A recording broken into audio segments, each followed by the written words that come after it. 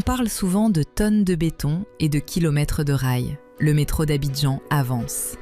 Mais derrière ce chantier, il y a des femmes et des hommes engagés chaque jour et qui parfois peuvent vaciller, douter, s'épuiser. Alors à la SICMA, une mission essentielle a été confiée à une femme. Écouter, accompagner, soutenir, pour que ceux qui bâtissent le métro d'Abidjan restent debout. Je suis Robert Roland-Gauthier, assistant social sur le métro. Être assistant social est une sorte de pont. Un pont entre les impératifs de l'entreprise et les réalités de vie de nos compagnons. Ma mission, c'est de m'assurer que derrière chaque casque du chantier, un homme ou une femme se sente écouté. Mais le rôle de Rolande va bien au-delà de l'écoute.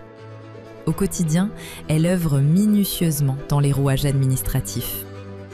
Accident du travail, droit CNPS, allocation familiale. Elle s'assure que rien ne soit laissé au hasard. Consciente qu'entre ses mains, chaque dossier garantit la sécurité matérielle et la tranquillité d'une famille.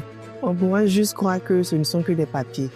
Mais derrière ce dossier se cache une naissance, un soin médical ou une retraite. Une erreur ici et une vie bascule. Loin du fracas des machines, le secret de son bureau fait office de sas de décompression. Problèmes d'argent, failles familiales ou inquiétudes pour leur santé, Rolande accueille chaque confidence avec douceur.